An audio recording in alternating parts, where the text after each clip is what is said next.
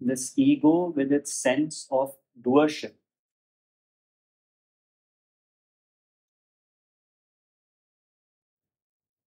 You did something to me, so I hate you.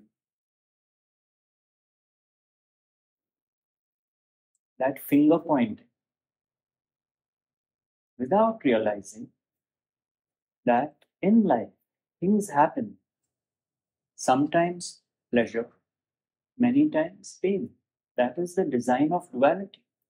And everyone is an instrument through whom what is meant to happen happens, which is what our Bhagavad Gita is all about.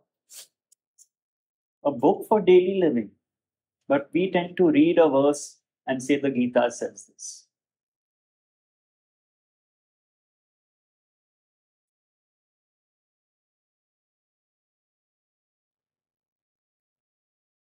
And that is precisely what Lord Krishna told Arjuna.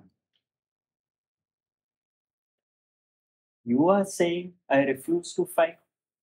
I'm not going to fight my preceptors. I'm putting my bow and arrow down. You've been trained to be a warrior all your life. You're born into a warrior clan. You have been prepared for this moment. Now you feel, I am doing something. And with that pride and arrogance, you say, I'm going to put down my bow. But you don't realize that I, Krishna, as the Lord of time, have already killed that. You are the instrument, the most appropriate instrument through whom the killing will happen.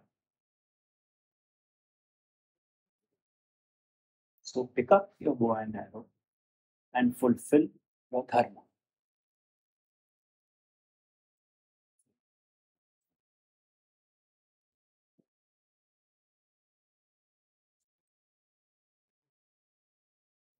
So Arjuna accepted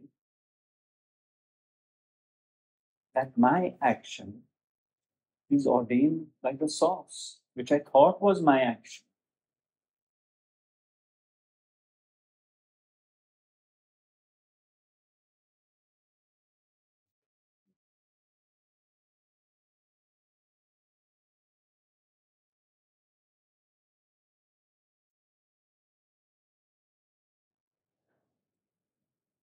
And all this baggage which the thinking mind carries throughout the day, going into the dead past of what people did to me, what they said to me, how much hurt they have caused me, or going into an imaginary future.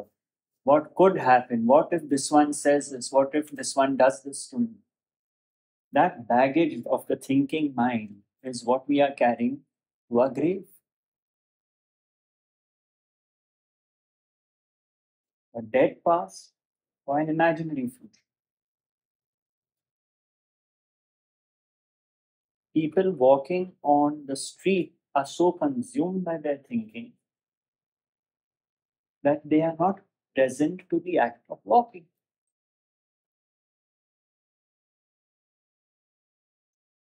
So these wisdom teachings destroy this thinking mind,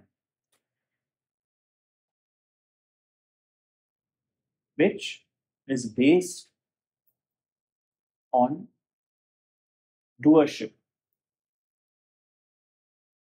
And the mind is wakened when there is work to be done. It is done to the best of one's ability because no thinking is intruding. My teacher would give this example of a surgeon who is operating on someone. The surgeon has to use all his faculties, all his experience in this moment to conduct the operation in the best possible way. That is the working mind. He is fully present. Now, just before this surgery, a fellow doctor comes and tells him, hey, better be careful. This is a politician you're operating on. If something goes wrong, your career is over. Now the surgeon starts thinking, my God, better be careful, I better be careful. And what was supposed to be a pure surgery is now stained by this thinking mind going into an imaginary future. What if?